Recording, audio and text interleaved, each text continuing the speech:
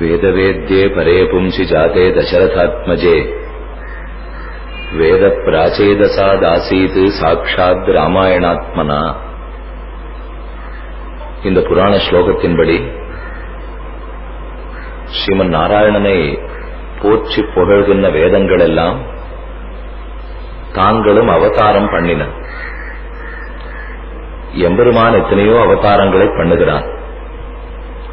அதிலே ஒரு சிறந்த அவதாரம் ஸ்ரீராமாவதாரம். பெருமான் ராமனாக அவதரித்த போது அவனை சொல்லும் வேதங்கள் எல்லாம் ஸ்ரீராமாயணமாக பிறந்தன.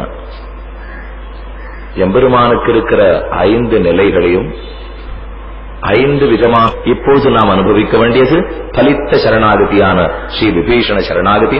அதுக்கு கீழே சில சரித்திரங்களை பார்த்து கொண்டு சரணாகதி என்னங்கிறத பத்தி இந்த கோட்டியிலே விண்ணப்பிக்கிறேன். நாம நேத்திக்கு கடைசியாக பார்த்தது அங்குலியத்தை கொண்டு போய் ஹனுமான் சீதனுடைய திருக்கைகளிலே கொடுத்தார்.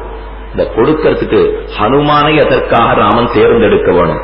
ததௌ தஸ்மை தத பிரீதா தெரிவிக்கிறார் வால்மீகி பகவான் ராமாயணத்தில். இது முக்கியமான ஸ்லோகம். ததௌ தஸ்மை தத பிரீதா ஸ்வநாம அங்க உபசோபிதம். ராமாங்கிற தன்னுடைய 2 எழுத்துக்கள் எழுதப்பட்டதான அங்குலியம் என்னும் மோதிரத்தை பிரீதா மூலையில உட்காண்டிருந்த ஹனுமானை தேர்ந்தெடுத்து ஆனந்தமாக ராமன் அவரிடத்திலே கொடுத்தான் என்று வால்மீகி பகவான் சாதிக்கிறார். என்னத்துக்கு ஏன் ஹனுமான தேர்ந்தெடுத்து கொடுக்கணுமான்னா, நீங்க கதையை பார்த்தீங்கன்னாலே வடக்க போன்னு அனுப்புறான் சுக்ரீவன், கிழக்க போன்னு அனுப்புறான், மேற்க போன்னு அனுப்புறான். இன்னும் தெற்க போறதுக்கு ஆளை சரியா சுக்ரீவன் தேர்ந்தெடுக்கவில்லை. ஒரு இடமா சொல்லிட்டு இருக்கிறச்சே ராமனுக்கு ஒரே ஆச்சரியம். அது என்னமா சந்து பொந்து முதற்கொண்டு இந்த சுக்ரீவன் தெரிஞ்சு வச்சுருக்கான். நீ தேடுன்னு சொல்றான் சீதையை போய் இந்த தெருவுல தேடு, அந்த மலையில தேடு, இந்த குளத்துல தேடு, அந்த வாப்பியில தேடு, இந்த குகையில தேடு, இருக்கானா தேடுன்னு சொல்லிட்டே வந்திருக்கான் சுக்ரீவன். ராமன் பார்த்து ஆச்சரியப்பட்டான். நான் தான் ஜெகத்தையே சிருஷ்டித்தேன்னு பேரு சுக்ரீவா, எனக்கே இத்தனை தெரு பேரு ஞாபகம் இல்லை, ஆனா உனக்கு போய் இத்தனை இடமும் ஞாபகம் வச்சிருக்கே எப்படி கேட்டான் ராமன். ஒண்ணுமில்ல ராமா, வாலி அடிக்கிறச்சே நான் பயந்து ஓடின இடம் இத்தனையும், அதுக்காகத்தான் ரொம்ப ஜாகிரதையா நான் ஞாபகம் வச்சிருக்கேன். நான் ஒண்ணு இதெல்லாத்தையும் படிச்சு ஞாபகம் வச்சுக்கல, ஓடினே இத்தனை ஓட்டம். ராமன் இன்னும் ஆச்சரியப்பட்டான். உயிருக்கு பயந்து ஓடச்சேவே இத்தனை தெருப்பேரை நீ ஞாபகம் வச்சிருந்தியானா, இன்னும் நீ நெஜத்துல சிருஷ்டிச்சிருந்தியானா எத்தனை ஞாபகம் கொண்டு இருப்பாய். அந்த சமயத்துக்கு ஹனுமான் மூலையில் அமர்ந்திருந்தார்.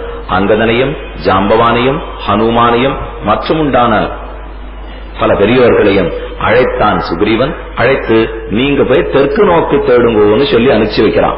அப்ப கம்பர் ஒரு பாட்டுல அழகா தெரிவிக்கிறார். தெற்க போறச்சே திருவேங்கடம்ங்கிற மலை வரும், திருப்பதி. ஏன்னா நாம பார்த்தது இப்ப கிருஷ்ணந்தையில், அது தெற்கு நோக்கி போனா திருப்பதி மலை வரும் இல்லையோ, அந்த மலையில போய் விலங்கு திரு மாதோ அங்க இருக்காதீங்க, அந்த மலையில நீங்க போய் தேட வேண்டாம்னு சொல்லுகிறான் சுக்ரீவன். ஹனுமான் உடனே கேட்கிறார், ஏன் அந்த மலையில யாரையும் சிற வைக்க மாட்டாளா, அங்க போனா ஒளிஞ்சுக்க முடியாதான்னு கேட்கிறார் ஹனுமான். சுக்ரீவன் உடனே பதில் தெரிவிக்கிறார், இல்ல தாராளமா ஒளிச்சு வச்சிருக்கலாம், ஆனா நீங்க அங்க போய் தேட வேண்டாம்னா. ஏனென்றால் அந்த மலைக்கு ஒரு தனி சிறப்புண்டு. ஆழ்வார் தன்னுடைய நம்மாழ்வார் பாசுரத்திலே சாதிக்கிறார்.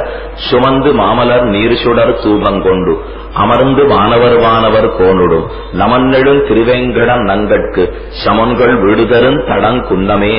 சமன்கள் வீடு தரும் திருவேங்கட மலை, வேங்கடான் அதுக்கு பேர். வேம் வேம் என்றால் எரிக்கப்படும், கட கடன்கள் பாபங்கள்.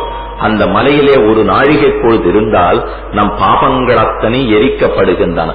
வேம் கட, இதுல ஒரு ஆச்சரியமான சொல்லு இந்த வேங்கடாங்கிற சொல். சம்ஸ்கிருதத்திலையும் தமிழிலையும் ஒரே பொருளை கொடுக்கக்கூடிய சொல்.